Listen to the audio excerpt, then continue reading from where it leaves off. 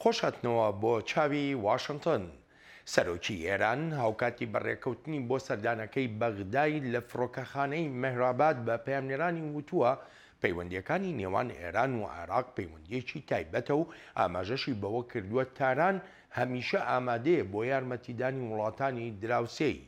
سەرچاوەکان باس لەوە دەکەن کە ئێران یەکەم وڵات بووە وەڵامی داوای عێراقی داوەتەوە هاوکاتی داگیرکردنی شاری مووسڵ و شەڕە خوێناویەکانی تری دژی تێرۆریستانی دەوڵەتی ئیسلامی.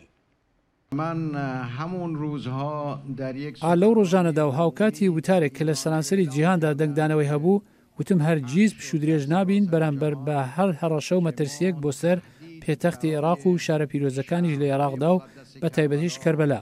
هەر هێرشێک بکرێتە سەر ئەو شارانە وەهای دادەنێن هێرشە بۆ سەر وڵاتەکەمان و بۆ سەرگەلی ئێمە. سەرۆکی ئێران جەخت دەکاتەوە لەوەی وڵاتەکەی دەتوانێت بەردەوام پشتیوانی عێراق بێت لەو ڕوانگەیەوەی وەک دەڵێ مێژووی هاوبەش و مەینەتی هاوبەش ئەم دوو وڵاتە پێکەوە دەبەستێتەوە. ئەم ساڵانەی ڕابردوو هەردوو وڵاتمان ڕوبەڕووی ڕەوشێکی قورس بوونەوە و هەروەهاش کێشە و گرفتی زۆریش بەهۆی تێرۆریزمەوە. هەردوو گەلی ئێران و عێراق بەهۆی ئەم دیاردەیەوە دووچاری مەینەتی هاتنەوە. ئێمە لە ڕۆژە سەخت و قورسەکاندا پشتیوانی گەلی عێراق و لەشکری وڵاتەکە بووین. ئەو کاتە قورسانی وڵاتەکەی پێدا تێدەپەڕی و ئێمە سوورین لەسەرەوەی بەردەوام پشتیوانتان بین. زۆرێک لە شیکەرەوە وەها لە جوگرافیای عێراق دەڕوانن کە مەیدانێکە بۆ یەکلاکردنەوەی کێشە و ناکۆچیەکانی نێوان ئێران و ئەمریکا. کاربەدەستان لەو بڕوایەدان پێویستە بە گومانەوە لەم سەردانەی حەسەن ڕۆحانی بڕوانرێت بۆ عێراق. I think it's important for Iraqis to look at the motive for President Rouhani visiting Iraq.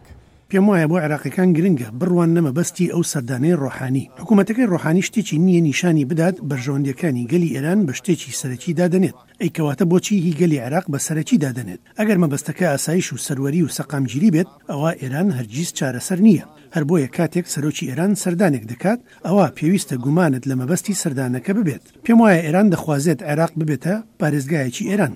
شارڕێگەیەکی لەشکری لە باکووری ڕۆژهەڵاتی ناوەڕاستدا بکاتەوە تا پاسدارانی شۆڕشی ئیسلامی بەکاری بهێنن بۆ گواستنەوەی موشک و چەک و سەرباز. سەردانی ڕۆحانی بۆ عێراق لە بەرژەوەندی گەلی عێراق نییە. ئەمریکا سیاسەتی دەرەوەیی ئێران ڕەت دەکاتەوە و دەڵێت هەرگیز لە خزمەتی هێنانە ئارای ئاشتی و سەقامگیریدا نییە بۆ ڕۆژهەڵاتی ناوەڕاست و بەتایبەتیش بۆ عێراق. وەک دەڵێن ئێران دەخوازێ عێراق بەکاربێنێ وەک هەوڵێک بۆ دەربازبوون لەو سزایانەی واشنگتن سەپاندونیەتە سەر ئێران. Secretary Pompeo has traveled to Iraq. I was there for those meetings and we had very good discussions. وەزیری دەرەوەمان سەردانی عێراقی کرد و توێژی باشمان هەبوو سەبارەت بەوەی چەند گرنگە لە پێناو ئاشتی لە عێراق و لە ڕۆژهەڵاتی ناوەڕاستیشدا عێراق وابەستە بێت بەو سزایانەی سەپێنراونەتە سەر ئێران. ئەم وابەستەیە بۆ هەموو وڵاتان گرنگە. ئێرانێکی ئاشتی خواز بە مانای ڕۆژهەڵاتی ناوەڕاستێکی ئاشتی. بەڵام بەداخەوە سیاسەتی دەرەوەی ئێران بریتیە لە هەناردەکردنی شۆڕش و ئێران تەنها ڕژێمە لەسەر ئەم زەویە ئەو سیاسەتەی هەبێت. کاتێک ڕۆحانی سەردانی عێراق دەکات لە پێناو خزمەتکردنی بەرژەوەندیەکانی عێراقدا نییە. پێویستە خەڵک گومان و پرسیاریان هەبێت سەبارەت بەوەی ئایا بەرژەوەندی عێراقیەکانی بەلاوە گرنگە؟ عێراق و ئێران لە ساڵانی هەشتاکانی سەدەی ڕابردوودا شەڕێکی خوێناوی هەشت ساڵەیان کرد و ئەو کاتەش زۆربەی هەرە زۆری لایەنە ئۆپۆزیسیۆنەکانی ئەو کاتە و دەسەڵاتدارانی ئەمڕۆ بنکەیان لە ئێران بووە. ئێلیوار کات شیکەرەوەی سیاسی و ڕۆژنامەنووس لە ڕۆژنامەی وۆڵ ستریت جۆرناڵ میوانی ئەم هەفتەیی چاوی واشنگتنە. ئێلیوار لە بەشەکانی سیاسەتی دەرەوەی و بەشی سیاسەتی ڕۆژهەڵاتی ناوەڕاست لە نێوەندی بروکینگسیش وەک شیکەرەوە بۆ لێکۆڵینەوەکان کار دەکا. هەر لە ئێستاوە حەز دەکەم سەرنجتان ڕاکێشم کە ئەم دیمانەیە لەگەڵ میوانی بەرنامەدا لە دەرەوەی ستۆدیۆ تۆمار کراوە و یەکەم پرسیاریشم کە لە ئێلۆرا کردم ئەوە بوو لی دەپرسم بەڕای تۆ ئێران تا چەندێک مای مەترسیە بۆ سەر عێراق بۆ سەر ئایندەی ئەو وڵاتە کە وەک دەگوترێت ئێستاشی لەگەڵدا بێ نەیتوانیوە کاریگەریەکانی ئێران لەسەر ڕەوشی وڵاتەکە هەر هیچ نەبێ کەم بکاتەوە. دەڵێ پێم وایە ئێران مەترسیەکی زۆر گەورەیە بۆ سەر عێراق و بەتایبەتیش لە مەودای دووردا. هەمیشە ئێران ئاگرخۆشکەری دابەشبوونی تایفەگەریە لە عێراقدا. لە ڕووی ئابووریشەوە ئێران وەهای کردووە بەردەوام عێراق پشت بە سەرچاوەکانی ئێران ببەستێت و ئەمەش بێ هیچ گومانێک لە مەودای دووردا کاریگەری خراپی بەسەر عێراقەوە جێدەهێڵێت. پێم وایە دەتوانین دەستەواژەی پەیوەندێکی نادروست بۆ عێراق و ئێران بەکاربهێنین لەو ڕوانگەیەوەی تاران دەخوازێت هەمیشە عێراق پشتی بە ئێران ببەستێت لە بڕی ئەوەی چاوی لە عێراق بێت تا بتوانێت لە ڕووی ئابووریەوە سربەخۆ بێت و هەروەهاش لە ڕووی استراتیژیەوە سربەخۆ بێت.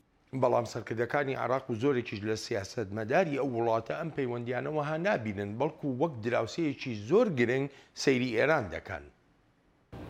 Yes, well, Iraq is in a very, and the government of Iraq is in a very difficult position. بەڵێ وایە عێراق و حکوومەتی عێراقیش لە پێگەیەکی زۆر قرسدان. لەلایەکەوە وەها خۆیان دەبینن کە قەرزداری ئێرانن بەهۆی ئەو یارمەتیانەی ئێران داونی لە شەڕی دژی تەروریستانی دەوڵەتی ئیسلامیدا و لەمەشدا سەرکەوتوو بووە، بەڵام بە بازێکی گەورە شکاوەتەوە بەسەر عێراقدا. لەوەش زیاتر لە پاش ساڵی 2003ەوە دوای ڕوخاندنی ڕژەمەکەی سەدام حوسێن و دواتر کشانەوەکەی ساڵی 2011 ئەمریکا لە عێراق بۆشایەک دروست بوو. لە پاش هەموو ئەمانە ئەمریکا بەم بەڕێوەبەرەتیەی ئێستای سەرۆک ترامپیشەوە هەڵسەنگاندنێکی وردیان نەبووە سەبارەت بەوەی کە لە پاش سەدام حوسێن چی ڕوودەدات و دوای کشانەوەی ئەمریکاش ئەگەرەکان چین. یەکێک لەوانە وەک بینیمان دروستبوونی داعش بوو. ئێران یارمەتی عێراقیدا لە شکست پێهێنانی داعشدا. ئەمەش پێگەیەکی بەهێزی بە ئێران داوە و عێراقشی خستۆتە ڕەوشێکەوە کە پشتێکی زۆر بە ئێران ببەستێت بۆ نمونە لە وزەی ئەلکتریکدا. دوای شەڕی هاوپەیمانان بە سەرکردایەتی ئەمریکا لەگەڵ عێراقدا سەرچاوەکانی وزەی ئەلکتریکی عێراق بە شێوەیەکی بەرچاو وێران بوون. ئیتر ناچار بوو پەنابەرێتە بەر ئێران. لە بیریشمان نەچێت ئەم دوو وڵاتە دراوسێن و عێراق دەخوازێت پەرە بە پەیوەندێکی باش بدات لەگەڵ ئێراندا. میوانی بەرنامەی چاوی واشنگتن ئاماژە بەوەی بە خۆپیشاندانەکانی شاری بەسرە دەکات. جا لێرەدا پرسیارەکە ئەوەیە ئایا ڕێبەرانی عێراق مەبەستم لەو ڕێبەرانەیە کە بە پشتیوانکاری ئێراندا دەنرێن و هەروەهاش دەسەڵاتدارانی ئێران ئایا لە پەیامەکەی خۆپیشاندانەکانی بەسرە تێگەیشتن؟ ئایا پەیامەکەیان پێگەیشت؟ بەڵێ پەیامە گشتیەکە ئەوەیە کە عێراق بۆ وزەی ئەلکتریک پشتی بە ئێران بەستووە. پەیامەکە لەوەدایە ئەگەر عێراق پارەی وزەی ئەلکتریک نەدات ئەوە ئێران وەک دەڵێت ڕێوشوێنی خۆی دەگریتە بەر و وزەی ئەلکتریک لە زۆر ناوچەی عێراق دەبڕێت. لە کاتێکدا خەڵک پێویستیەتی و دەخوازن ژیانێکی ئاسایی بژین و پێویستیان بە وزەی ئەلکتریکە. جا پرسیارەکە لەوەدایە کە عێراق دەتوانێت خۆی ببێتەوە بەسەر چاوەی دابینکردنی وزەی ئەلکتریک و ئایا ئێرانیش چی دەکات؟ خواگەر عێراق ئەو هەنگاوانە نەنێت ئەوە ڕەوشەکە وەک خۆی دەمێنیتەوە و گەیشتن یان نەگەیشتنی پەیامەکانی خۆپیشاندەران کەوتۆتە سەر وڵامی ئەو دوو پرسیارە. سەرۆک ترامپ هەوڵیدا تا عێراق کۆنتراکتی لەگەڵ کۆمپانیای جێئی هەبێت کە کۆمپانیایکی ئەڵمانیە و کارداری لە بواری وزەی ئەلکتریکدا دەکات. پێدەچێت ئەوە کاتێکی زۆری بوێت لە کاتێکدا خەڵک داوای پێداویستیەکانی خۆی دەکات تا ژیانێکی ئاساییان هەبێت. خانم کات ئاماژەش بەوە دەکا ئەو شەپۆلینە ڕزاییانەی باشووری عێراق ڕەهەندی سیاسیشیان هەبووە، بەڵام لەگەڵیشیدا من دەپرسم ئایا پەیامی خەڵک بوو ئەو شەپۆلانە یان پەیامی هەر هیچ نەبێ هەندێک لە ڕێبەرانی شیعەی عێراق بوو؟ پەیامەکە پێم وایە لە خەڵکەوە بووە. هەر چۆنێک بێت گەر بڕوانینە وەڵامی تا ئێستای حکوومەت دەبینین کەم و کوڕی پێوە دیارە لە ڕوانگەی پشتبەستن بە وزەی ئەلکتریکی ئێران. هەر چۆنێک بێت لە بڕی ئەوە بیر لەسەر بەخۆیی خۆی بکاتەوە لە مەودای درێژخایەندا بۆ نمونە بۆ کاروباری وزە و چۆنێتی بەدەستێنانی لە سەرچاوی باشترەوە و دابێنکردنیشی بۆ خەڵک. بەڵام ئەوە تا دەبینین زیاتر مل بۆ فشارەکانی ئێران دەدات. یەکێک لە پێداویستیەکانی خەڵک وزەی ئەلکتریکە. جا حکوومەت لە بڕی ئەوەی بیر لە چۆنێتی کەمکردنەوەی ڕێژەی پشتبەستن بە ئێران بکات لە زۆر ڕووەوە یان پەرە بە هەوڵەکانی خۆی بدات تا بتوانێت زیاتر پشت بە خۆی ببەستێت و ژێرخانی خۆی بەهێز بکات و ئالتەرناتیڤی هەبێت وەک ڕووکردنە ئۆردۆن یان عەرەبستانی سەعودیە. بەڵام ئەوە تا دەبینین هەوڵەکی ئەوە تۆ نادات تا لەو فشارانەی ئێران دەرباز ببێت. دەزانین کە ئێران کارتی فشاری زۆری بەسەر عێراقەوە لە ڕێی ملیشاکانی شیعەکانی سەر بە ئێرانە کە ئێستا دەسەڵاتێکی زۆریان هەیە لە پەرلەمانی عێراقدا. جابۆیە دەبینیت عێراق لە ڕەوشێکی سەخت و قورسدایە چونکە سیاسیەکان و ڕێبەرانی ئاینی وڵاتەکەش لە ژێرفشارێکی زۆری کۆماری ئیسلامی ئێراندان. دەکرێت بگوترێت لە زۆرێک لە کۆبوونەوەکانی نێوان عراقیەکان و ئەمریکاییەکاندا بەشێکی زۆری قسەکردنیان لەسەر دەستێوەردانەکانی ئێرانە لە عراقدا لە کاتێکدا بەشێکی بەرچاوی سیاسەتمەدارانی عراق لە ساڵی 2003ەوە بەڕاشکاوی دژی دەستێوەردانی ئێران و تورکیا و وڵاتانی تریشن. بە ناڕاستە و خۆ باسمان لە ئێران کردووە و توێژەکەمان سەبارەت بە ئێران زیاتر لە چوارچێوەی سربەخۆی عێراقدا بوو. ئەوەی سۆرگوەزیر باسی کرد لەگەڵمدا درێژەپێدان و پاراستنی پەیوەندیەکی باشە لەگەڵ هەموو وڵاتانی دراوسێدا و وتیشی دەشیانەوێت بەردەوام بن لە پەیوەندێکی بەهێز لەگەڵ ئەمریکادا. ئەمە چوارچێوی و توێژەکان بوون کاتێک باسمان لە ئەمریکا و هەروەها لە ئێرانیش کرد. کۆماری ئیسلامی ئێران لەژێر فشارێکی سەختی سزا قورسەکانی ئەمریکادایە تا ڕەفتارەکانی خۆی لە ڕۆژهەڵاتی ناوەڕاستدا بگۆڕێت، هەر بۆیە دەشێت ڕێکەوتنانی بازرگانی و ئابووری تاران و بەغدا بەشێک بن لەو هەوڵەی ئێران دەیدا بۆ سوککردنی باری گرانی سزاکان.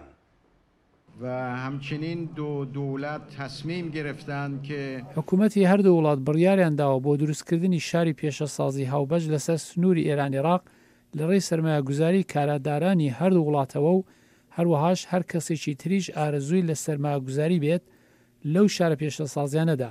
ئەم هەنگاوە پەیوەندی ئابووری نێوان ئێران و عێراق توکمە و تونند و تۆڵ دەکات. بەپێی کاربەدەستانی ئەمریکا سزاکان کاریگەریەکی بەرچاویان کردووەتە سەر ئابووری ئێران بە ئەندازەیەک وهایان کردووە دەستەبژێرەکانی کۆماری ئیسلامی ئێران هانا بەرن بۆ ڕێگەی تری نایاسایی، واتە ئەو ڕێگەیانەی لەگەڵ یاسا و ڕێسان نێونەتەوەیەکاندا یەکناگرنەوە. بەڵێ کاریگەری زۆریان هەیە وەک ئەوەی چاوەڕوان دەکرات. لە سەدا هەشتای داهاتی هەناردەکردنەکانی ئێران بریتیە لە داهاتی نەوت بە ملیۆنان بەرمیل لە هەناردەکردنی نەوت کەمی کردووە. لە ئەکامی ئەو سزایانە بودجەی پاسداران و لەشکر کەمیان کردووە. لە کاتێکدا هاوکاتی ڕێکەوتنە ناوچەکە بودجەی لەشکری و سەربازی لە ئێران زیادیان کردبوو. بەڵام ئێستا هەڵاوسانێکی زۆری دارایی هەیە، نرخی ڕیال دابەزیوە، سەرمایە لە ئێراندا دەبرێتە دەرەوە، کۆچی ئەقڵ هەیە، وهای کردووە پاسداران بەرەو بازاری ڕەش بڕۆن تا بتوانیت دارایی بۆ جموجۆڵەکانی خۆی دابین بکات. لە بەرامبەریشدا هەروە دێ و هەوڵەکان لە زیادبووندان بۆ ڕێگەگرتن لەو هەوڵانەی ئێران. بەرلەوەی لەگەڵ میوانی بەرنامەکەدا باز لە کاریگەری سزاکانی ئەمریکا بۆ سەر ئێران بکەین. من پرسیاری ترم لێ کرد سەبارەت بەو ڕوانینانەی کە لە عێراقدا هاتوونەتە ئاراوە. لە عێراقدا کە دەڵێ ینی زۆرێک لە خەڵکان بە پێچەوانەی خواستی زۆرێک لە سیاسیەکانی عێراقەوە زۆربەی خەڵکی وڵاتەکە نایانەوێ ئێران ئەو هەموو کاریگەریەی هەبێت لە وڵاتەکەیاندا. با بزانین ئەلیۆرا ڕای چییە؟ Yes, I agree. And for example, we saw that بەڵێ هاوڕام لەگەڵەوەدا بۆ نمونێ ئێمە بینیمان هاوکاتی ناڕزایەکانی شاری بەسرا هێرشکرایە سەر کۆنسڵخانەی ئێران و سووتێنرا و ئاوریشیان لە ژمارەیەک ئۆفیسی ئێرانیەکان بەردا. ئەمەش پەیامێکی ڕوون و ئاشکرای خەڵک بوو بۆ ئێران کە ئیتر بەسە و زۆر لە ئێران بینرا. بەڵام مخابن ئێران لە ساڵی 2003ەوە هەموو کارێکی خۆی کردووە و تەواوی هەوڵەکانی بۆ کۆنتترۆلکردنی عێراق بووە لە ڕووی ئابووری و لەشکری و سیاسی و ئاینیەوە. یەکێک لەو هەوڵانەی نردنی خوێندکاری ئێرانی و کەسی ئاینی بووە تا پەیامی شیعگرایی ئێران و پەیامی سیاسی ئێران لە شاری نەجەفەوە بڵاو بکەنەوە. ئێستا ئەو پەیامانەی ئێران گەیشتونەتە ناو کۆمەڵگەی سوننەکانەوە و ئێران کەوتوتە خۆی بۆ بانکێشکردنی ڕێبەرانی سوننەی عێراق. لە مانجی ڕابردوو بوو یەکێک لە وەزیرە سوننەکانی عێراق سەردانی تارانی کرد وەک دەگوترێت وتوێژ لەسەر پەیوەندی فەرهەنگی و مێژووی کراوە. ئەوە تا ئێران تۆڕێکی تەلەڤیزیۆنی هەیە بۆ گەیاندنی پەیامەکانی خۆی. لە هەموو ئەمانەش مەترسیدارتر ئەوەیە کە ئێران لە دڵەوە بەرژەوەندی عێراقی ناوێت، بەڵکو دەخوازێت عێراق لە هەموو شتێکدا پشتی پێ ببەستێت. بۆ نمونە زۆرێک لە پرۆژەکان کە پێویستە لە بەرژەوەندی عێراقدا بن، بەڵام لە ڕاستیدا پرۆژە گەلێکن بۆ درێژەدان بەوەی عێراق هەردەبێت پشت بە ئێران ببەستێت. با نمونەیەکی بچووکت بدەمێ، هەڵگرتنەوەی خاشاک لە شاری نەجەف کۆمپانیایشی ئێرانی دەیکات. ڕاستە پاک و خاوێنی دەپارێزێت، بەڵام بۆچی ئەو داهاتە نەچێتە ژیرفانی عێراقیەکان خۆیانەوە وەک لەوەی لە باخەڵی ئێرانەکان بنرێت. لە کاتێکدا دەکرێت عێراقیەکان خۆیان کاروباری ڕۆژانەی خۆیان بەڕێوەبرن و بتوانن بڕۆن بەرەو ئەو سربەخۆییەی پێویستیانە. جا لێرەدا پرسیارەکە ئەوەیە کێ بەرپرسیارە؟ ڕێبەرانی عێراقن کە دەرگاکانی وڵاتەکەیان بۆ ئێرانیەکان وڵات کردووە یان ئەوە سیاسەتی دەرەوەی ئێرانە کە وڵاتێکی وەک عێراق ناچار دەکا بە هەموو شتێکی ئێران قایل بێت؟ Well, it's very difficult because Iraq is now the battleground for. دەزانی ئەوە زۆر قورسە چونکە ئێستا عێراق مەیدانی ململانەی واشنگتن و تارانە. دوای ڕووخاندنی ڕژێمەکەی سەدام حوسێن واشنگتن پلانی نەبوو بۆ وڵاتە چی ڕوو بدات. سەرمایەی خۆی لە بنیادنانەوەی عێراقدا نەخستەگەڕ. هێزی خۆی بەکار نەهێنا بۆ دروستکردنی دامەزراوە سیڤیلەکان و دروستکردنی دەوڵەتێکی سربەخۆی عێراق. کاتێکیش عێراقی بەجێهێشت ئەو وڵاتە بژارەیەکی ئەوە تۆی لە بەردەستدا نەبوو.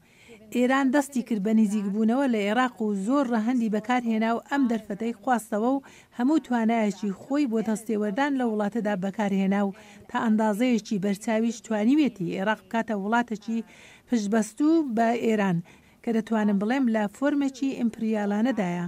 ئێستا زۆر پێدەچێت کە دامەزراوەکانی ئێران عێراق بەڕێوەبرن.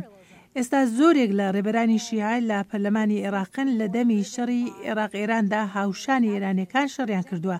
جا ئەمانە لە ڕووی مێژوویەوە بۆ هەردوو لایەن گرنگی خۆی هەیە و زۆرێک لە هاوپەیمانەتێکی بێسەروبەری دروست کردووە لە نێوانیاندا. دوابە دوایی سەردانە لە ناکاوەکەی مانگی 12 سەرۆکی ئەمریکا بۆ عێراق و باسکردنی ئەوەی واشنگتن لە عێراقەوە چاودێری جموجۆڵەکانی ئێران دەکا کەم نەبوون ئەوانەی دەیانگوت ئەمریکا دەخوازێ خاچی عێراق بەکاربێنێ دژی ئێران، بەڵام کاربەدەستان لە واشنگتن دەڵێن نەخێوان نییە. بەڵێ تەنها زیاتر بۆ ناساندنی شتەکان ئێمە بە پلەی یەکەم قسەمان لەسەر دانپێدانانی سەرۆری عێراق کردووە.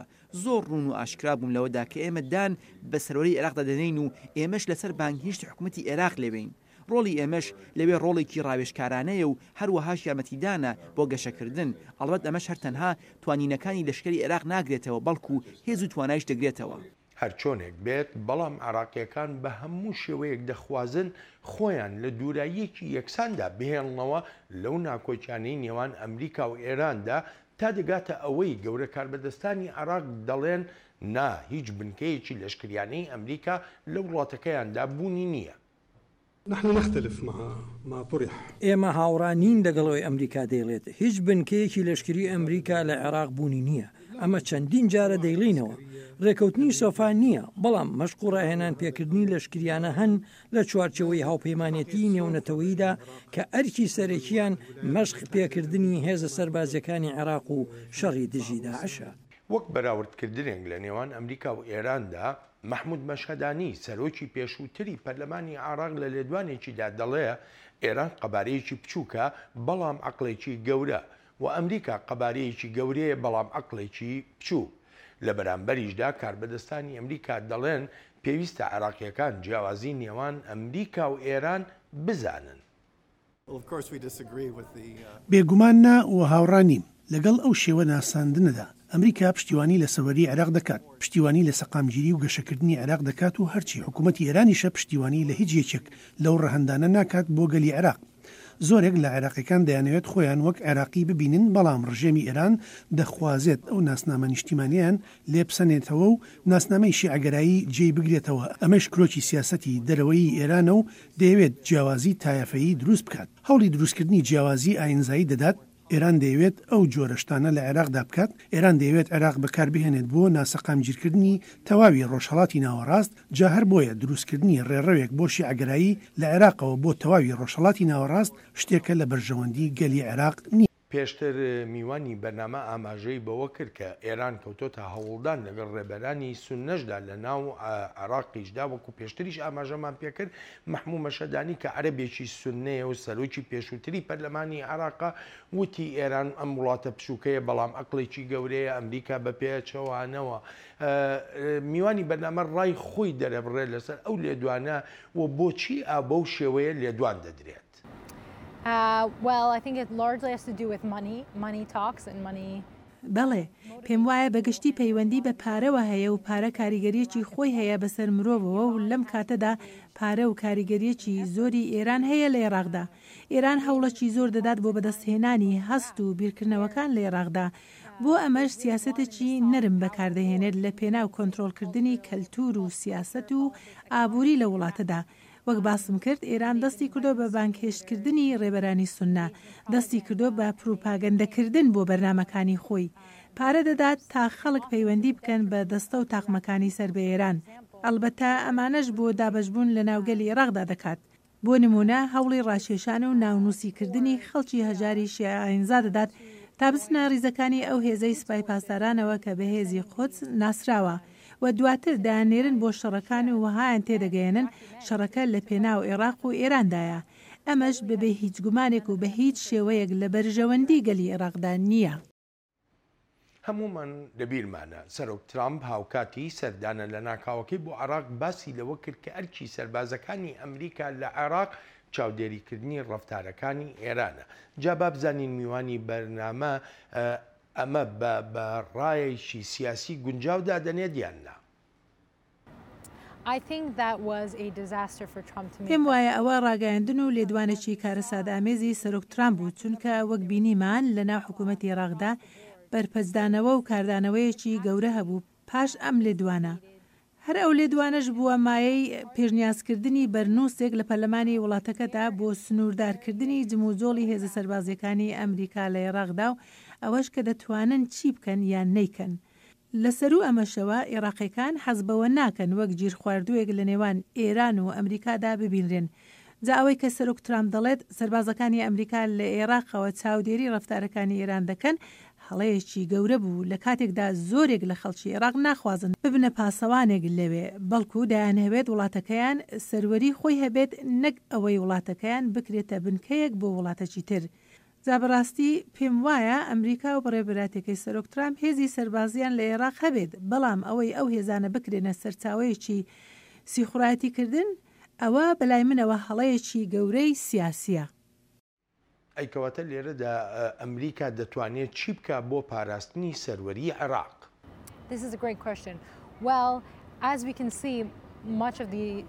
ئەمە پرسیارێکی زۆر باشە. بەڕاستی وەگەوەی دەیبینین زۆرێک لەوەی لە عێراق ڕوودەدات لە ئەستۆی کشانەوەکەی ئەمریکایە و هەروەهاش نەبوونی پلان بۆ ئایندەی دوای ئەو کشانەوەیە. ئێستاش وەک دەبینین بەڕێوەبەراتیەکەی ترامپ هیچ پلانێکی نییە بۆ عێراق. ئەلبەدەمەش بەگشتی بەهۆی ئەوەی سیاسەتی ئەم بەڕێوەبەراتیە ئەوەیە کە ئەمریکا بە پلەی یەکەم دێت، بەهۆی ئەوەی بەردەوام ئاڵوگۆڕ لە دامەزراوەکاندا هەیە. جا ئەوەی پێویستە ئەمریکا بیکات ڕەخساندنی ئەو دەرفەتەیە کە تا ئێستا ئێران دابینی کردووە لە عێراقدا. پێویستە بەڕێوەبەراتیەکەی ترامپ کاری خۆی لەسەر ژێرخان و پیشەسازی و ئابووری عێراق بکات، لەوانە کارکردن لەسەر دابینکردنی وزات تا چیدی عێراق پشت بە ئێران نەبەستێت. پێویستە ئەمریکا ئەو هەنگاوانەش بنێت لە کاتێکدا دەرفەتێکی داوە بە عێراق تا ئەندازەیەکی دیارکرا و هاوردە لە ئێران بکات لە پاش ئەو سزانەی سەپێنران وەک وزە. ئەمە پرۆسەیەکە چەند ساڵێکی دەوێت تا عێراق چیدی پشت بە ئێران نەبەستێت. لێرەدا پێویستە ئەمریکا ڕۆڵی هەبێت لە پەرەپێدانی وزەی ئەلکتریکی، لە دابینکردنی پێداویستەکانی تری وڵاتەکەدا تا عێراق بتوانێت پشت بەخۆی ببەستێت یان پشت بە سەرچاوەی تر ببەستێت نەگێران. وەک گوتیشم پێویستە ئەمریکا یارمەتی دەربێت بۆ بوژانەوە و پەرەپێدانی وارە جیاجیاکان لە عێراقدا واتە ژێرخان و نەوت و بازرگانی و بە تایبەتیش کارکردن لەسەر دامەزراوەکان کە بە ئاشکرایی ئێران کارێکی زۆریان لەسەر دەکات لە ڕێی بەکارهێنانی پەیوەندیە ئاینی و کەلتوریەکانەوە. پێویستە ئەمریکا یارمەتی عێراق بدات و سەر بکەوێت تێیدا تا لە ئێران دوور بکەویتەوە. لەگەڵ ئەم هەموو ڕەوشەی عێراقدا ئێستاجێ ئەوەیە کە بزانین ئایا عێراق تا چەندێک دەتوانێت کاریگەری ئەو سزایانەی کە سەپێنراونەتە سەر ئێران کەم بکاتەوە. Iran has been trying to do with Iraq. ئەمە ڕێک ئەو شتەیە کە ئێران دەیەوێت بیکات لەگەڵ عێراقدا. سەردانەکەی ئەم دوایانەی ڕۆحانی بۆ عێراق وەک ئەوە بوو بڵێت لە ڕۆژە سەختەکانی شەڕی داهەشدا ئێران یارمەتی ئێوەی داوە و ئێستا کاتی ئەوەیە لەم ڕۆژە سەختانەدا کە بەرزترین ئاستی فشار لەسەر ئێرانە پێویستە ئێوەش یارمەتی ئێران بدەن. ڕاستی لەو سەردانەدا دەکرێت بڵێم ئەو پەیامەمان بیست کە پێدەچێت عێراق بەرهەڵستی ئەمریکا بکات بەوەی بەردەوام دەبێت لە بازرگانیکردن لەگەڵ ئێراندا. هەر سەبارەت بۆ سەردانە سەرۆکی ئێران دەڵێت کار لە سەرزیادکردنی بازرگانیەکان دەکات لەگەڵ عێراقدا و لە 2 میلیارد دلارەوە دەیگەێنی تا 20 میلیارد دلار لە ساڵێکدا. ئەمەش ڕێک پێچەوانەی وابەستەبوونی عێراق بە سزاکانی ئەمریکا سەپاندووینێتە سەر ئێران. ئێران عێراق وەک ڕێگەیەک دەبینێت بۆ دەستکەوتنی دۆلار دەخوازێت هەمان ئەو شتە دووبارە بکاتەوە لەسەر وەختی سزاکانی پێشتردا دەیکرد و تورکیای بەکاردەهێنا وەک ڕێڕەوێک بۆ گەیشتن بە بازرگانی جیهانی ئەوە تا ئێستاش هەمان شت لە عێراق دووبارە دەکاتەوە. ڕەوشەکە بۆ عێراق قورسە وەک باسمان کرد هاوینی ڕابردوو کاتێک بەغداویستی لە ڕێی نەدانی پارەی کەڵەکە بووە لەسەری پەیوەندی ئابوووریەکانی لەگەڵ ئێراندا کەم بکاتەوە. ئێران وزەی ئەلکتریکی بڕی و خۆپێشاندان دروست بوو. هەر بۆیە دەبینیت عێراق بژارەیەشی لە دەستدان نەماوە تەنها درێژەدان نەبێت بەو پەیوەندی ئابووریەی لەگەڵ ئێراندا هەیەی. ئەلبەت ئەمریکاش بەو ڕاستیە دەزانێت ئەگەر بێت و عێراق پەیوەندی ئابووریەکانی لەگەڵ ئێراندا ببڕێت ئەوە ناتوانێت وەک دەوڵەتێک بێت.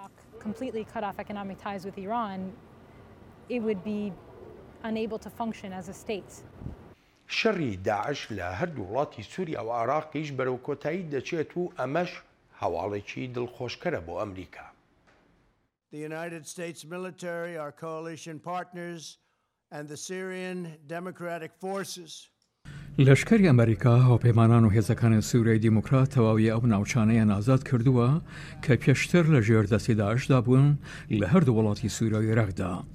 لەوانەیە بەم زوانەی لە هەفتەی ئایندەدا لە سەداسەدی ناوچەکانی داعش ڕزگار بکرێن و چاوەڕوانی ڕاگەیاندنی فەرمیانەم لەسەرەوە ناشمەوێت بڵێم هەریجگار زوو دەدرێت. ئەمریکا شکستی داعش لە عێراق و لە شوێنەکانی تریش هەر تەنها لە ڕوانگەی لەشکریەوە نابینێت بەڵکو ژمارەیە مەرج هەن بۆی ئەوجا وەک گەورە کاربەدەستان دەڵێن دەتوانرێت بگوترێ سەرکەوتنی یەکلاکەرەوە بەدەستهاتووە. دەبێ خۆمان وابەستە بکەین بەوەی ئامانجی کۆتاییمان لە ناوبردنی تەواوەتی داعشە و بۆ ئەوەی سەرکەوتنمان یەکلاکەرەوە بێت درێژەی هەبێت ئەوە دەبێت چیتی داعش مای هەڕەشە و مەترسی نەبێت بۆ سەر وڵاتەکانمان و نەتوانێت وەک تۆڕێکی جیهانی کار بکات. نابێت چیتی داعش شوێنی داڵدەدانی هەبێت تا ڕێگەی جموجۆڵی نەمێنێت و نەتوانێت پەیامی خۆی بڵاو بکاتەوە و مێشکی نەوەی نوێ بشواتەوە بە ئایدۆلۆژیا ژەهراویەکانیان. بۆ عێراقیش بە هەمان شێوەیە و کاربەدەستانی ئەو وڵاتە بە شەڕوێران بۆ داوا دەکەن لەگەڵ هەر هەوڵێکدا بۆ لە ناوبردنی تێرۆریزم پارێزگاری لە سەروەری وڵاتەکەشیان بکرێت. فأمن واستقرار العراق هو جزء من أمن واستقرار المنطقة. ئاسایش و ئاشتی و سەقامگیری لە عێراقدا بەشێکە لە ئارامی و سەقامگیری ناوچەکە و جیهانیش. عێراق با خۆشحاڵیەوە پێشوازی لە هەوڵەکانی هاوپەیمانانی نێونەتەوەی دەکات لە عێراقدا بۆ لە ناوبردنی تێرۆریزم. هەر بۆیەشە جەختەکەینەوە لە گرنگیدان بەو پرەنسیبە بنەچینەیانەی هاوپەیمانەتی نێونەتەوەی لەسەر دروست بووە بۆ ڕێزگرتنی تەواوەتی لە سەروەری عێراق. بەلەوەی بچینە سەر دۆسەی تێرۆریزم لە میوانی بەرنامەم پرسیوە ئایا عێراق دەتوانێت پەیامەکانی ئەمریکا سەبارەت بە وابەستە نەبوون بە سزاکانی سەپاندونیەتی سەر ئێران فرامۆش بکات؟ ئەمە پرسیارێکی باشە ناتوانێت بە تەواوەتی فرامۆشی بکات. جا هەر چۆنێک بێت لێرەدا پێویستە ئەمریکا کارتێکی سەوداکردنی هەبێت بەڵام لە ئێستادا ئەمریکا هیچ شتێکی بۆ عێراق نییە وەک ئالتەرناتیڤێک.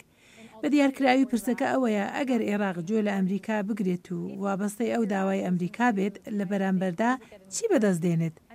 لەلایەکی تریشەوە عێراق دەخوازێت ببێتە بەشێک لە کۆمەڵگەی نێونەتەوەیی و بەشداریشی هەبێت لە سیستمی بانکی نێونەتەوەییدا کە ئەمریکا کۆنتترۆلی دەکات. هەر بۆیە تا سنوورێکی دیارکرا و عێراق دەتوانێت بەرهەڵستی ئەمریکا بکات و لە مەودای دوورخایەندا ناتوانێت درێژە بەو بەرهەڵستیە بدات چونکە زیاتر پێویستی بە ئەمریکا دەبێت وەک لە ئێران.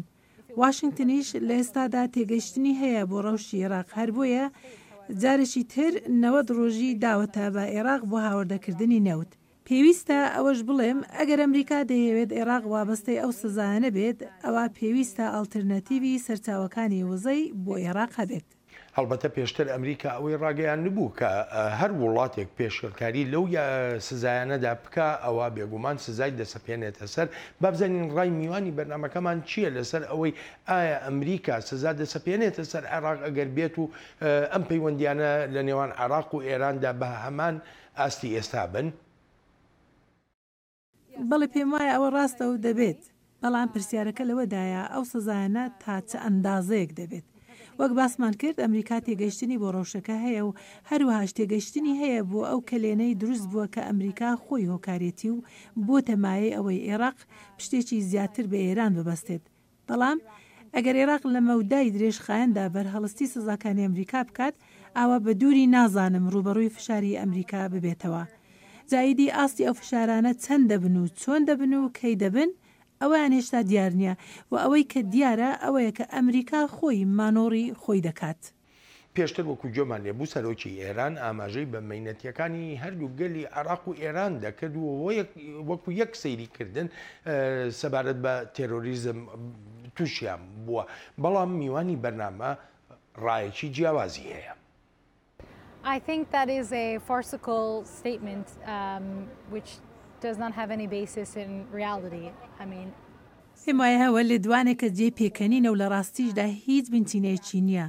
لە وەتای ساڵی 2003ەوە عێراق بەهۆی تێرۆریزمەوە وێران بووە، بەهۆی شەڕی ئاینزاییەوە، بەهۆی توندوتیژیەکانەوە، بەهۆی دەوڵەتی ئیسلامیەوە، بەهۆی هێرشی بەردەوامی تێرۆریزمەوە بۆ سەر ژیانی عێراقیەکان. ئەمە لە کاتێکدایە کە ئێران لەم ساڵانەی دواییدا ژمارەیەکی کەمی ئەو هێرشانەی بێنیوە. تەنانەت زیانە گیانیەکانیش لە نێوان عێراق و ئێراندا هەر بەراورد ناکرێن. جا ئەوەی ڕوحانی دەیڵێت وەک سوکایەتی کردنە بەو ململانەی درێژخایانی عێراقیەکان هەیان بووە لەگەڵ تێرۆریزمدا. بە ئەوەشمان لەبیر نەچێت ئێران خۆی لە ڕیزبەندی یەکەمدایە بۆ پشتیوانیکردنی تێرۆریزم لە کاتێکدا عێراق وەها نییە. ئێران ئاگرخۆشکەری تێرۆریزمە لە سەرانسەری جیهاندا، بەڵام عێراق جیرۆدەی مەینەتیەکانی تێرۆریزم بووە. زۆرێک لە شیکەرەوە لە سەروبەندی دروستبوونی داعشدا باسییانەوە دەکرد ئەم ڕێکخراوە لە بەرژەوەندی ئێرانە یان دەگوترا ئێران سوودی بینیوە لەو تێرۆریستانە. بابزانین ڕای میوانەکەمان چییە؟ Yes. Well, Daesh in a sense has been a blessing to Iran. بەڵێ داعش جێی خۆشحاڵی بووە بۆ ئێران لەو ڕوانگەیەی دەرفەتێکی تری گەورە بووە بۆ تاران تاپسێتە ناو عێراقەوە بە بیانووی لە ناوبردننی داعش کە لە هەمان کاتدا کاریگەریەکانی خۆی لە ناوچەکەدا زیاتر و زیاتر دەکرد لە ڕێی هێنان و بردننی ملیشاکان و پشتیوانیکردنی ملیشاکانەوە لە ڕێی دروستکردنی زەمینەکان بۆ پشتبەستن بە ئێران. ئەمریکا و هێزە کوردیەکانی شەڕی داعشیان دەکرد. ئێستا داعش کە لەسەر لە ناوچوونە ئێران چاوەڕوانە دەستکەوتێکی هەبێت لەو بەشداریانەی وەک دەڵێت لەو شەڕانەدا کردوونی. هەر هیچ نەبێت ئێستا بەشێک لە عێراقیەکان لەو بڕوایەدان قەرداری ئێرانن وەک دەڵێن پێویستە چاکەی بدرێتەوە. بەڵێ هەرچەندە داعش ڕێکخراوێکی سوننەی ڕادیکاڵە بەڵام بە بەرژەوەندی ئێران کەوتوتەوە. لەگەڵ ئەوەشدا کە سەرۆک ترامپ دەڵێت بەم زوانە سەرکەوتنی تەواوەتی بەسەر داعشدا ڕادەگەیەنرێ، بەڵام زۆرێک لە سەرکردە سیاسی و لەشکریەکانیش لە عێراق و تەنانەت لە ئەمریکاش نیگەرانیان هەیە لەوەی جارێکی تر یا داعش خۆی یان داعش بە فۆرمێکی تر دروست دەبێتەوە. ئایا ئەمەش لە بەرژەوەندی ئێران دەبێت؟ Yes, because what really benefits the Iranians is بەڵێ چونکە ئەوەی لێرەدا لە بەرژەوەندی ئێرانە ئەوەیە ئاژاوە و جێرە شێوێنیەکانی ناو عێراق لە ژێر کۆنتترۆلی خۆیدا بێت. ئەگەر لێر و لەوێ جموجۆڵی داعش هەبێت ئەوە هێزە سەربازەکانی ئەمریکا سەرقاڵی دەبن. ئەمەش ئەوە دەکات ئێران هەروە بێ و جموجۆڵی مێلیشاشیەکان زیاتر بکات لە عێراقدا. حکوومەتی ئەو وڵاتەش زیاتر دەبات بەرەو ئەوەی هەر پشت بە ئێران ببەستن. جا ئەمە بەمانایەکی تر پێم دەڵێت تێرۆریزم لە هەر فۆرمێکدا بێت لە بەرژەوەندی ئێرانە. کەواتە بۆچی کۆمەڵگەی نێونەتەوەیی هێزە خۆجێیەکان هەوڵەکان فراوانتر ناکەن بۆ کۆتایی پێهێنانێکی تەواوەتی تێرۆریزم و ڕێگەگرتنیش لە جموجۆڵی ئێران؟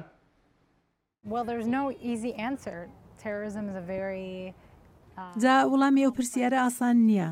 تێرۆریزم لەم ڕۆی جیهاندا دیاردەیەکی قورسی ئالۆزە و لەگەڵ هەر پێشکەوتنێکی زیاتری تەکنۆلۆژیشدا ئەم دیاردەیە زیاتر ئالۆستر دەبێت و ڕۆبۆت بەکاردەهێنێت و واتە ئیتر پێویست ناکات خۆی کردە تەروریستەکان بکات و ڕۆبۆتەکان دەیکەن. زۆرشی تریش کەوەها دەکەن لە ناوبردننی یەکلاکەرەوەی تەروریزم کارێکی ئاسان نەبێت. جا ئەمە ڕەوشەکەیە کاتێک ناوچەکەت دەکەوێتە بەر مەترسیەوە و ئێرانیش پێشنیازی یارمەتی دەکات و ئیدی بە ناچاریش ئەو پێشنیازە پەسەند دەکرێت کاتێک بژارەی تر لە بەردەستدانە بێت. واتە کاتێک ئەمریکا و کۆمەلگای نێونەتەوەی دەچێشنەوە بۆشاییەک دروست دەبێت ئەوە ئیتر دەرفەتە بۆ ئێران ئەو بۆشاییە پڕ بکاتەوە. داواکردنی عێراق تا وڵاتانی تر کۆمەکی بکەن لە پێناو گێڕانەوەی سەقامگیری بۆ ئەو ناوچانەی لە دەست تێرۆریستان ڕزگار کراون و هەروەهاش بۆ کێشەیەکی تریش کە دەشێت هەر وەک تەگەرە و گرفتێکی گەورە لە بەردەم عێراقیەکاندا بمێنێتەوە. إنني أدعو دول العالم أجمع إلى دعم العراق. داوا لە هەموو وڵاتانی جیهان دەکەم یارمەتی عێراق بدەن لە هەوڵەکان بۆ بەرەنگاربوونەوەی شانە نووسوەکانی تێرۆریستانی داعش لە سەرانسەری وڵاتەکەدا و هەروەهاش یارمەتیدانی عێراق لە گێڕانەوەی سەقامگیری بۆ ئەو ناوچانەی لە داعش ڕزگار کراون کە ئەمەش گرنگە بۆ پارێزگاریکردن لە دەستکەوتەکان و هەروەهاش دڵنیابوون لەوەی تێرۆریزم جارێکی تر سەرهەڵ ناداتەوە. شیکەرەوە لەو بڕوایەدان هەرچی چۆنێک بێ پێویستە عراقیەکان ڕێگەچارەیەک بدۆزنەوە چونکە هێنانە ئارای سەقامگیری لەو وڵاتەدا هەر تەنها بە لەناوبردنی تێرۆریزم نایەتە ئاراوە. پێویستە بە شوێن میکانیزمێکدا بگەڕێیت ڕوبەرەکە فراوان بووە و لیژنە هەن لە پێناو گەیشتن بە ڕێشوێنێکدا ئەمە کێشە و تەگەرەیەکی ڕاستەقینەیە و هێشتا چاوەڕوانی دانیشتەکانی پەرلەمانین بۆ یەکلاییکردنەوەی ئەم دۆسەیە پێم وایە تێپەڕاندنی ئەم قەیرانە هەروە کارێکی ئاسان نییە چونکە ئەمەی ئێستا هەیە نیشانەیەکە کە پرۆسەی سیاسی پێویستی بەدەڕشنەوە هەیە لە عێراقدا. میوانی بەرنامە بە گومانەوە لەوە دەڕوانەیە کە کۆمەڵگەی نێونەتەوەیی بۆ بەرەنگاربوونەوەی خانە نووسوەکانی داعش یارمەتی عێراق بدا یارمەتیەکی بەرچاو هەر بۆیە باس لەوە دەکا کە پەیوەندیەکانی نێوان عێراق و ئێران کاریگەری دەبێ بەسەر ئەو داوایەوە. Yes, because Iran wants the United States. وڵە چونکە ئێران دەخوازێت چەندێک بکرێت ئەمریکا دوور بێت لەو ناوچەی جیهان. سەبارەت بە عێراقش کە هاوسنووری ئێرانە هەر سەر و سەودایەکی ئەمریکا وڵاتانی ڕۆژاوە لەگەڵ ئەو دۆسیەدا کێشە و گرفت بۆ ئێران دروست دەکات تارانیش هەرچێکی لە توانایدا بێت دەیکات بۆ درێژەدان بە باڵادەستی خۆی لە ناوچەکەدا و هەروەهاش بۆ دڵنیابوون لەوەی ئەمریکا ڕۆڵەکی ئەوە تۆی نەبێت لە عێراق و لە ناوچەکەشدا بۆ ئەوەش بەدوور نازانرێت ئێران لەشکریان هێرشی ئەلکترۆنی بەکاربهێنێت.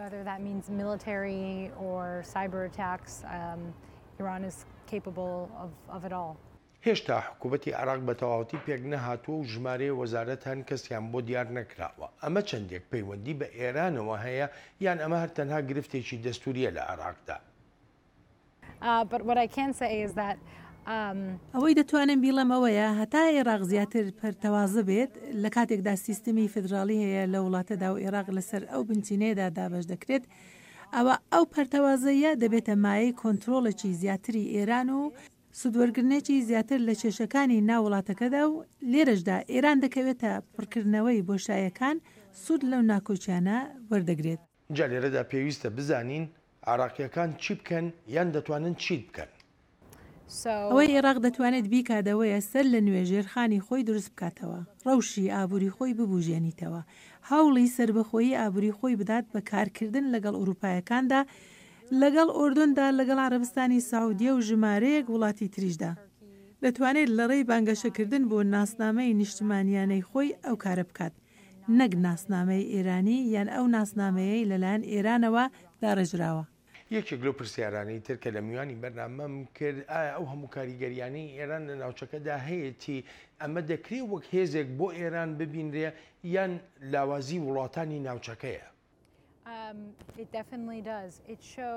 بە دڵنیاییەوە لاوازی لایەنەکانی تر نیشان دەدات کە دەرفەت دەدەن بە دەستەوەردانەکانی ئێران بەڵام دەسەڵات و خواستی دامەزراوە ئێرانەکانیش نیشان دەدات بۆ نانەوەی بەرزترین ئاستی پشێوی و ئاژاوە لە ناوچەکەدا و سوودوەرگرتن لەو هەموو نائارامی و ناسەخامگیریە تا خۆی بگەێنیتە ئەو ناوچانە و خۆی وەها نیشان بدات سەرچاوەیەکە بۆ سەخامگیری ئابووری و لەشکریانە. ئەمەش استراتێژیەکی بەرچاوی ڕژێمی ئێرانە بۆ دروستکردنەوەی ئیمپراتۆریەتی فارس لە ڕۆژهەڵاتی ناوەڕاستدا. ئەو دەسەڵاتەی ئێران لە عێراقدا هەیەی کاراسانی بۆ کردووە لە دۆسیەی دەزڕاگەیشتنی ئێران بە سووریا و بە لوبنانیش و گواستنەوەی چەک و کەرەستەی لەشکری بۆ سەر کنارەکانی دەریای ناوڕاست. جیۆپۆلیتیکی عێراقیش بۆ ئێران گرنگە چونکە لە ناو جەرگی ئەو ناوچەیەدایە و مانەوەی ئێرانیش لە عێراقدا ینی دەزڕاگەیشتنی تاران بە تەواوی ناوچەکە.